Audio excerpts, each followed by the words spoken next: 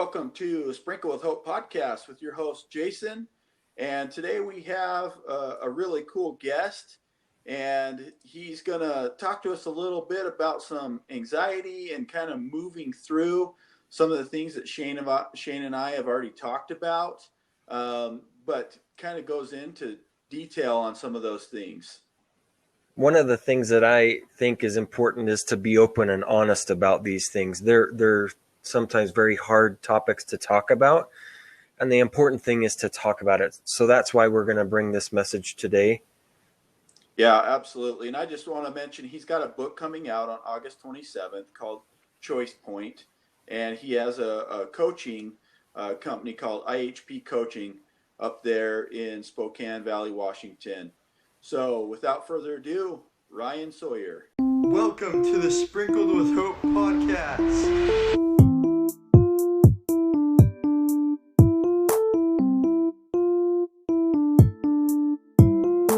This is Jason. And this is Shane. And it's podcast time. Welcome to our podcast, Sprinkled with Hope. We have an awesome guest with us today. We're going to be talking about a really cool subject, something that I am sure I'll learn more about as we go throughout this discussion. Yeah, awesome. Thank you. This is Jason, and we want to introduce Ryan Sawyer. And so, Ryan, welcome to our show. Thank you. I'm excited to be here, guys. Yeah, glad you could join us. Ryan, would you mind giving us just a brief synopsis on you and, kind of where you come from? Yeah, so I live here right now in Spokane Valley, Washington, and I'm from south of Seattle, Kent area. And I grew up on a little tiny farm, the youngest of three brothers, a very athletic family. I ended up going to college at Central Washington University, where I played college football there, played defensive line, then went straight into a college coaching career. And I spent 12 years over the whole course of actually it took me 15 years to do it, but that's a long story, but we'll just stick to the details here. I coached collegiately for 12 years, and my last stay was at Eastern Washington from 2008 to 2015, where we won a national championship in 2010. And I never expected for anything to be different than it was. I always wanted to be a college football coach. Even when I was in my teenage years, I remember telling my dad that, hey, Dad, I have a goal. Someday I'm going to be a national champion. And whether that was a player or a coach, I didn't care. I just wanted to be able to achieve that. And so yeah, I'm living my dream, and everything seems perfect. My wife and I just got married in 2011, just following the national championship season. We got the trophy at the wedding. Everything's perfect and great. And then we have two kids, and it changed everything. And what I recognized now looking back on it, I had all kinds of signs and tells that I ignored, that I suppressed, that I avoided, that I felt ashamed and guilty about. I had been dealing my whole life with depression and anxiety, all the way back to early teens and before that. And when the kids were at home and I wanted to all of a sudden be a father, like the 80, 100-hour weeks weren't cool anymore. I didn't, I had this inner turmoil going about, leaving my childhood dream job. And what if I couldn't find happiness without this identity? But yet knowing that this wasn't anymore a fit for who I wanted to become, really brought this underlying depression that had been there my whole life all the way to the surface. It became to a point where I basically was like, if I wake up feeling like this tomorrow, man, I'm ending it, because it was so, I felt like there was nothing I could add of value to my family or anybody else. And just absolutely could not live in my own skin. And, even my wife didn't know until one day she found me curled up in a ball in the corner of a room, having a massive anxiety attack. And she's like, what the heck's going on here? And so I had to kind of come clean. And that was the beginning of a very long journey and bumpy road for her and I. And, and so it took me 3 years to convince myself to walk away. In 2015, I finally did walk away to fight. And what I felt like was a fight at the time. And so from that point, I have been on a relentless journey when it comes to understanding. I really wanted to understand what the heck's going on. Like, why am I experiencing this? Why is this, what does this mean? And why would I, be excited? I had no real reason. I couldn't pinpoint something in my past that was like, okay, well, that's obviously why I'm depressed or anxious and this and that and the other. And so which made me feel more guilty. I feel guilty for being guilty, And so anyway, that's kind of the story that's been told in the book that we wrote. And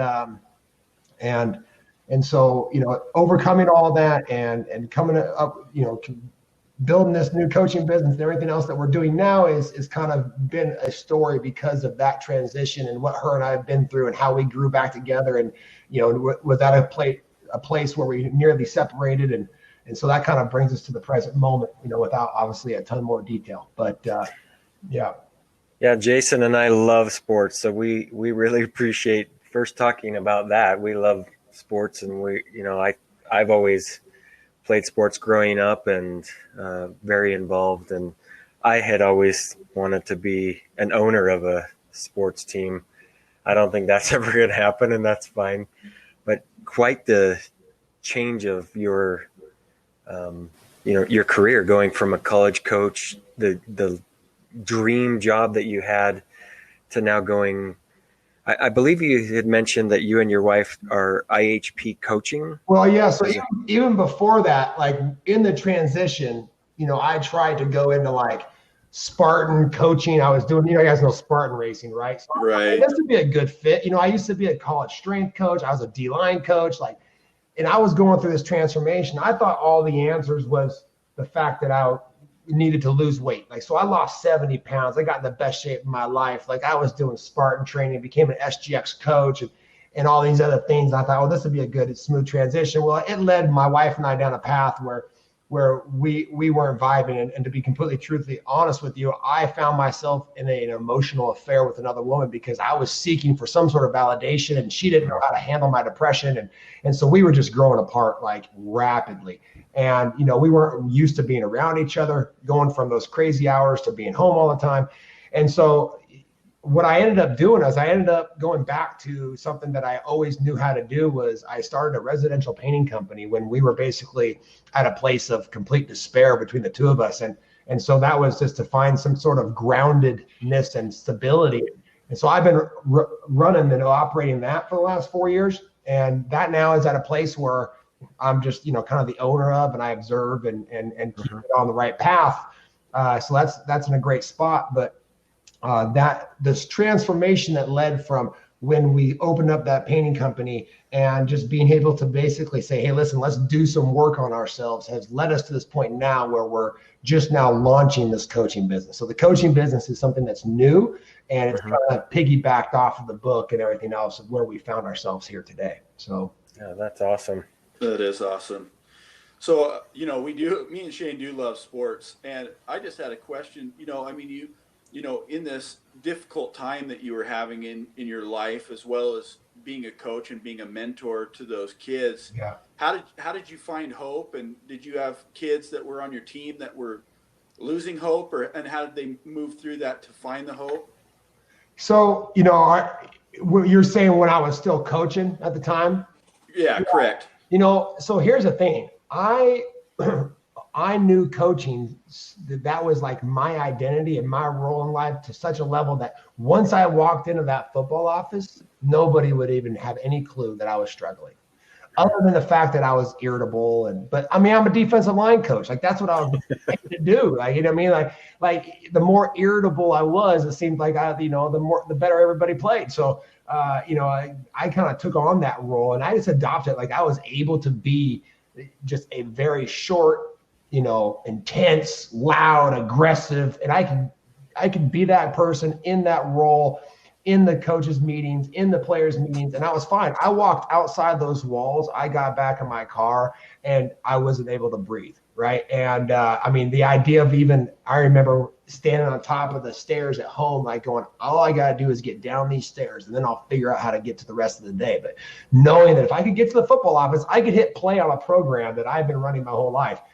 That was a piece of cake, and so no one really knew until I came clean to walk away. The day I walked away was the first time any coach knew what I was going through, or any player.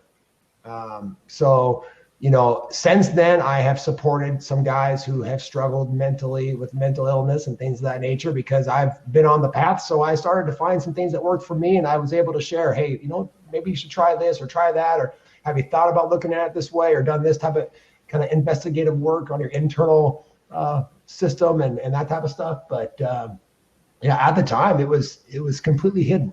It was completely hidden. So for me, honestly, my own hope, a lot of times we're motivated by our external circumstances, right? It's not always. Transformation starts because we've hit some sort of rock bottom. And when I recognized my 2-year-old boy, and whether this is true or not, I don't know, but this is how I perceived it. I recognized him in these little spells of depression, like these little, just where his vibration would be fine. He'd be playing the 2-year-old, and he would just crash. And I'd be like, why is he moping? He just, there's something going on here. And I recognized that, wow, I may have to struggle with this the rest of my life, but I'm going on a mission to make sure that he has the tools and that I'm able to answer questions, and we're going to be in this together. At that place, I thought there was no way out of it for me because that's the only thing I've ever experienced. But I was like, I have to figure this out for him. And so that's really what my initial motivation was. And then eventually it transitioned to me, hey, I want to be healthy too. I want a different experience of life because this can't be it. There has to be more than this. This cannot be why we're here, So. Yeah, that is very interesting. So have you found any signs that people sort of give off, or any vibe that we can pick up on from friends and family that will tell us, hey, this person might be dealing with a lot of anxiety, that they won't come out and tell us that, but have you found any signs that we can tap into that tell us they're struggling with those type of things? As a person who's struggled with it, I see it in people. I can see it in their eyes even sometimes. But, I think at the absolute foundation of what everybody's going through these days, and if you look at the numbers of the depression, of suicide, I mean, it's gross, right? Yeah. And it's scary. And this is why when I realized I came out on the other side, I was like, I got to talk about this, because how many people are sitting there suffering in silence and suffering unnecessarily, right? How many years did I suffer that if I just would have known that I didn't have to suffer, that I could have had a whole different experience. Mm-hmm. And so, I mean, I think at the end of the day, it's these conversations, and it's getting the ability to every single person to be open to listen and to talk at the same time. I mean, I remember at 22 years old, I was in the truck with my father, and I said, Dad, there's something going on. I can't stand myself. I can't stand how I treat people. I can barely stand to be in my own skin. And, at the time I was chewing a can of Copenhagen a day and drinking like a fish and all these types of things like that, and he's like, well, maybe you should, I was trying to quit chewing tobacco. And he's like, well, maybe now's not the good time to quit chewing. That was his advice to me, and I love him dearly, but he didn't know what to say. He's, he potentially struggled with his own issues as well, and he didn't have answers. And then I remember once when I was like 28, I told my, who I'd consider probably my best friend, I'd say, man, there's these thoughts. I'm having these crazy thoughts. They're dark. They're this, they're that. I mean, I think I'm even suicidal. And his response to me was, jeez, right?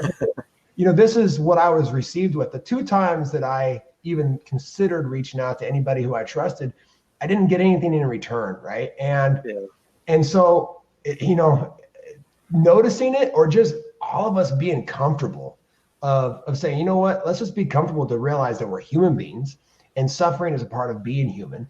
And we need to all be able to be okay with talking about what we're going through, what we're feeling, and that there's nothing wrong with you. I thought there was something foundationally wrong with me, right? I legitimately thought I was broken. And so to recognize now that's complete false, and that nobody is, that everybody is innately good and has that inside of them, to be able to just be open to see it, and to recognize, when somebody is if somebody's hard on themselves at any kind, if someone's really judgmental of themselves, or negative in the sense of like just saying, oh man, like down on themselves and beating themselves up, if that's being projected, the internal dialogue is 10 times that. Yeah. Yeah. Like it's portrayed a lot bigger, right? I mean, it's almost magnified. Oh, to the 10 times, 100 times. Yeah, that's right. Yeah. So you were kind of saying you had, these times where you talked to these two individuals and you felt like it was the only time you had to. I mean, oftentimes I think people who have anxieties or whatever feel that they can't come talk to anybody, right? Like there's nobody around them to talk to. So how do we help, how do we figure out how to help those people that they don't feel comfortable in talking to us? Yeah, there's a sense of being alone. I think every person who deals with that thinks that they're the ones that are dealing with it, right? That they're the only ones. And so the message of understanding that you are not alone if you are dealing with any sense of depression or anxiety, and no matter what the cause of that is, to be able to have a safe place, and our coaching membership is not focused only on, mental health, but I have found that the same tools and practices that allowed for me to get beyond the depression and anxiety are the same tools that have led me to a path of being, a higher performer than I ever thought possible. Being able to run a company and to excel there and now start another one and write a book and doing all these things that I never thought possible. I mean, at 35 years old, I never even read a book, and now here it is, I'm putting one out. So, I mean, I think honestly, it's that message of people are not alone in their struggle, that we all are in this thing together, and creating that safe space. And for me, it starts each and every single one of us within our own four walls. Like to think that if we can't create an environment of growth in our own four walls of our family, like that's what Heidi and I recognize, that, hey, listen, I have to create this environment of growth first within myself. I have to look within myself. I have to take full responsibility, and then I have to do the work. I have to work on who I am, who I'm being, what I think about myself, and what all the meaning making is happening behind that. So does she. And then now, as we do that, we become one together, growing as a community and within our own four walls. And now it's an environment of growth, in my whole family. And then it can spread from there, right? And then it can spread from there because, and not everybody has that, but that environment. But, I think that's, if we all can look inward first and say, can I clean up my own mess? You now become, even if you don't struggle with something, there's something going on in each and every one of us. And, the more we all look inward, the more empathetic we all become, the more open and receiving we all become, and the easier it is to communicate, right? I mean, it's just, It's that, everybody's dealing with something, some sort of limiting belief, I don't know which one was saying it, Jason or Shane, but, there's a limiting belief there that you can't be an owner of a sports team. I say bullshit. I think I say there's a way. There's something there that needs healing. Let's let that shit go. Rewrite a different narrative and figure out a way to get on that path to go own the Seahawks or something. You know what I mean? Let's go, baby. Right. Yeah. I hope it happens someday. Yeah. Boy. So yeah, it's I think we all say, how can I show more compassion and empathy towards myself for whatever it is I'm going through, wherever I am in life? That's going to open up the door and to make you more receivable, more approachable to somebody who is struggling, because that's just the vibration that you're going to put out, that you are empathetic. Because if you're not empathetic with yourself, that person who's struggling is not going to come to you. Yeah. They're not going to feel safe. It's going to be a safe environment when someone comes and talks to me, because you better believe that I do diligent work to love myself, to be empathetic with myself, to be patient with myself, and challenge myself and everything. Right. And so that's why someone comes and says, like, I feel like I can talk to you, because they know that I'm daily doing that internal work to be able to make space for myself. And then I'll be able to make space for you, Yeah, that's great information. Jason and I often talk about, making sure that we're right and that we're allowing people to gravitate towards us with the vibes that we're giving out to people. And I agree with what you just said, that we just have to make sure we're right. And then people are going to want to open up to us and want to share the things that they're struggling with. If we don't give them that safe haven, then they're never going to come to us. They're just going to be like you were at one point and just feel alone and struggle, and we'll never be able to help them. So we really do have to work on ourselves first, and then just show people that we're willing to help them. Yeah, that word that resonates with me so much. That there's science behind it. We're not going to get into that, but the idea of being like a vibrational match, right? Yeah. And the higher you vibrate, the more open, the more compassionate and empathetic you are. Whatever that word is that resonates with you, that you want to draw into your own life, whether it be abundance, success, or, all depending on your circle of influence. But, we first take control and responsibility of our own vibration, of how we are emitting energy into the world. That's going to come back to us, right? In that way. And it's going to impact. I feel like that's what was going on in my own household. I was sabotaging my kids' future and my marriage and everything else. And there was underlying beliefs there that needed to be healed. But also, like, I had to just recognize, like, who I'm being is affecting everybody around me, And so, it was time to look in the mirror. Yeah, absolutely. So you got this book coming out, Choice Point. You want to talk a little bit about that? So yeah, again, this is fun. I think I already mentioned this, but at 35 years old, I had never even read a book. Okay, like I somehow got through school without reading. And so the idea that I'm sitting here today, 6 days away, as we're recording this, we're 6 days away from August 27th is my 43rd birthday. We're launching the book on my birthday. It's kind of a sense of like a rebirthing, right? And I really recognized that I wanted to tell this story because, like I said, I want to make sure people knew they were not alone in the struggle. And I felt like I had stumbled upon a few things that were really beneficial. So I tell the story of the transition from coaching, and I tell the story of my wife and I being, and I keep the book very, very readable. It's only 115 pages. And then I kind of go into the dots that helped me connect to be able to do the work. For me, science was really impactful to understand what was going on when I was meditating or when I was doing breath work and the nervous system and neuroplasticity and all these different things. Like I was like, oh shit, I can actually rewire my brain.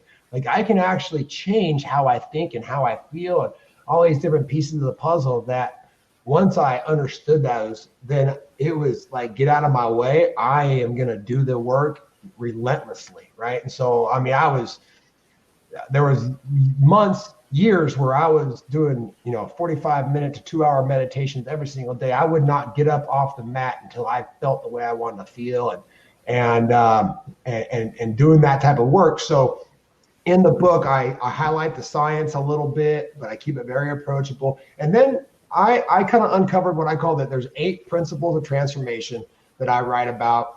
And then I recognize this cycle that I was always going through. I recognize that there's this experience of walking through the river of change that I continued to repeat over and over. I mean, it was like every few months, there was this same feeling of loss, this same feeling of like aloneness, and then feeling like, yay, I made it, or this is a different version of myself. And then this feeling of like being kind of slipping back into old habits. And then eventually kind of like saying, no, I'm going to do the work and I'm going to be fully integrated as a new version of myself. I got to let go of this old story. I got to let go of this old narrative. I got to let this old feeling just completely course through me until it's done. And then I'm able to replace it with what I want. So I recognize what I call the cycle of transformation. And so I write about that to kind of try to illuminate a little bit, like if someone's going through change or transformation in their life, this is potentially what you might experience or something like it anyway. And then I go into a bunch of tools. I talk about meditation and breath work and journaling and how to set morning and evening routines. And I go deeper into shadow work and all kinds of like what I call auto suggestion or scripting, where I mean, doing a lot of things to be able to write a different narrative. So my subconscious mind is telling a different story. Therefore, I show up a different way. I have a different experience of life, and opportunities show up that never would have otherwise. So I go into kind of detail in all those pieces, and just enough to get someone started on their own journey. I didn't want to give too much because I think it's so important that people have their experience. And here's a starting point. Now start to walk the path and see where it is that you can pick up mentorship or otherwise to help you continue that journey. But, I think it's important that people understand, like, this is just illuminating my story so you could potentially find where you resonate with that, and then hopefully have your own experience. Yeah. Awesome. That is awesome. I just got one more question. You were talking about change, and we me and Shane have talked about change. So how do we then, continually change our circumstances, our thoughts, our everything? Like, how do we move through that? Yeah, I mean, there's a lot of tools, and I could geek out. I don't know how much time you guys have here, but one of the pieces that is, I think, the absolute most impactful is a skill that's called metacognition, right? I mean, the ability to think about your thinking, to be able to look and objectify, to be able to create space between you and your thoughts. I did not recognize or have any clue that I was not my thoughts, that these thoughts, every single one that passed through my head, I attached to it. I hopped on the train and I went for a ride. And it wasn't until I started to develop the skill, and this was in meditation and breath work and all of those types of things, where I was able to develop what we call the witness, where I am now the one just witnessing these thoughts. And it's like a cloud passing over top of a mountain. I'm the mountain. I'm stable. I'm grounded. I know who I am. I'm in my true essence. And here's a thought coming, and it passes over the top of me, and there it goes. And I'm not going to attach to it. I'm not going to identify with it. And so that skill of being able to, number one, witness them and let them go. But number two, then as we see patterns of reoccurring thoughts, then those are the ones that we need to dirt dive a little bit and go in and see, what is the root cause of this? Why do I have this thought about myself that I'm not good enough, or I'm stupid, or I'm not worthy, or I can't do this, or what? There's a root cause that potentially goes all the way back into my early childhood developmental years. And we need to be able to rewrite that narrative. We need to spend the time and have the imagination enough to say, I can create whatever version of myself that I can imagine. Therefore, this story that is running in my subconscious mind without my conscious awareness, once I become aware of it, I need to rewrite it and then be able to picture my life with a different story. What is the story I do want to write? And for me, and this sounds crazy, but I had this belief that I was stupid and that I didn't deserve to be happy. I didn't deserve a healthy marriage, and sooner or later I'm going to screw it up, right? And sure as shit, that's exactly what was being manifested. Was a marriage that was falling apart and everything else. And so as I recognize those underlying, and then, I mean, there's a whole process of how we do this. It's called the Q process. It's shadow work. But first, it all starts with awareness and being able to look inward and develop the skill of thinking about our thinking and being able to objectify, being able to remove ourselves from our thought and say, is this thought serving me? Like, what is it doing here? Do I need to listen to it? Do I need to actually, there's 60 to 70,000 thoughts a day, right? And 80% of them are the same thoughts as yesterday. So how much just baggage are we carrying with us every single day, right? And so one of the things I really talk a lot about too is creating a clean slate every morning. Part of my meditative practice now is just silence, where I'm able to start the day with a clean sheet of paper. Like I'm writing the narrative of that day as the day unfolds, rather than making anything that happened yesterday mean something about today, right? If something didn't go well yesterday, that means I learned from it, but that doesn't mean that thing is going to be reoccurring in my life. That means I learned from it, I moved beyond it, I let it go, and now here today is a clean sheet of paper that I get to write on. So that's awesome. Yeah, for me, I love the visual of a mountain and being so strong, and then the our thoughts are simply clouds that just go over and they pass and they're done. I really like that visual. The more you develop the skill, the better you get at it. The more you start to, I mean, there's times I'll be in the kitchen doing the dishes or whatever, and I'll just start laughing, and he's like, what are you laughing about? I mean, you should hear these shitting thoughts in my head. Like, and they're still there sometimes that are like, just like, what is that coming from? But I know I know it's not me.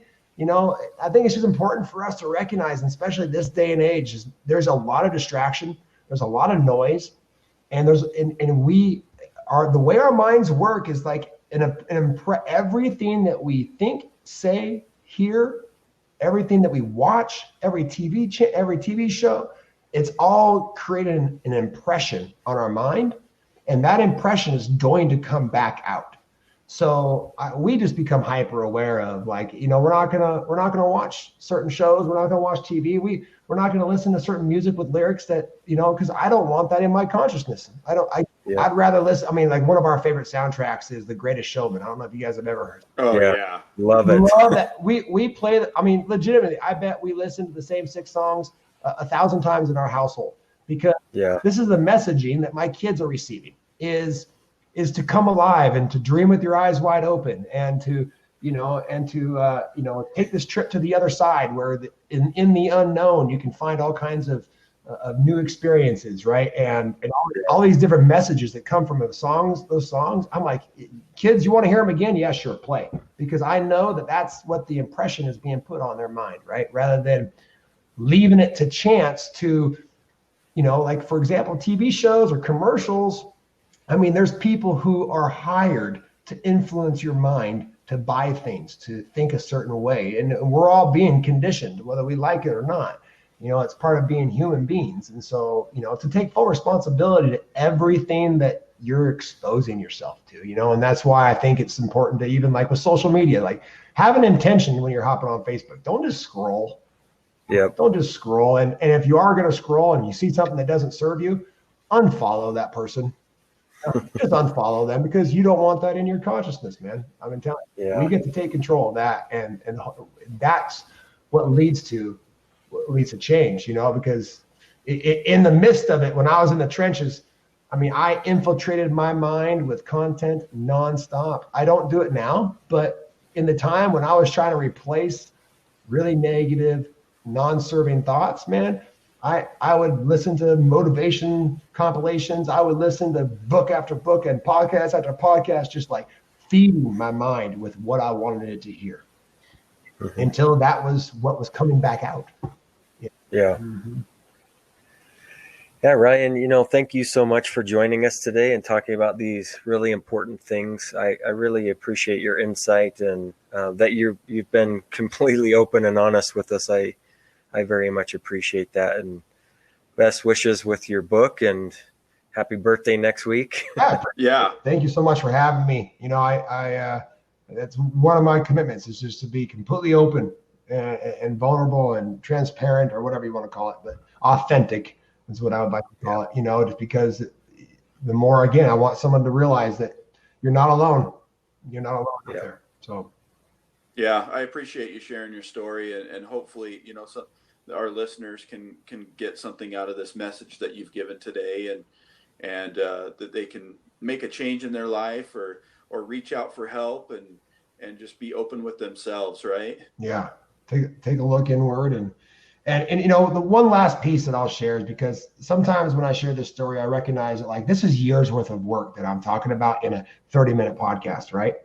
Yeah. And one of the pieces that we harp on in our coaching program is taking incremental shifts. And again, it all comes back to science. Everything that I do, everything that I've studied, everything that I implement into my own life, I make myself the experiment first before I ever teach it. And it's always based in science. I don't just take something on like, oh, so-and-so said you should do this. Like, cool, that sounds like it might work. I don't know. Like, I always research it to the bitter end. And so everything's based in science, and even all the way down to taking incremental shifts, like taking on one new thing at a time, one new practice, one new tool, and making sure that's being integrated fully into your life before you take on anything else. I mean, the whole idea of New Year's resolutions, just get rid of that whole entire idea, because it doesn't work down to the scientific level. Like, you're going to resist it. Your body's going to resist it. Your mind's going to resist it, rather than saying, hey, I'm going to get 1% better every day. And then at the end of 2 years, I'm going to look back and go, holy cow, look how far I've come. And I'm going to celebrate these little wins throughout as I'm transforming, as I'm changing, as I'm taking on these new things. I know my brain is wired to see the negativity in life to try to keep me safe. I know that even my ego has its own survival mechanism. So therefore, I'm gonna build a practice of finding what I did well today, the wins of the day, right? And being able to record those, because if I don't look for them, then my mind on its own will find negative. It will be going backwards rather than forward. So just those simple practices of like confidence and optimism can be trained like anything else, taking things on one at a time, incremental shifts, and having a ton of patience for yourself. Yeah, that's great advice to end this. So again, thank you so much for your time. We're very grateful that we were able to meet you, and sure we'll be talking again. Sounds good, guys. Hey, appreciate having me on. You guys have a good rest of your day. You too. Thank you so much, Ryan. Take care. This is Sprinkled with Hope. If you liked this episode, please share it with a friend. If you like our podcast, please give us a review or rating.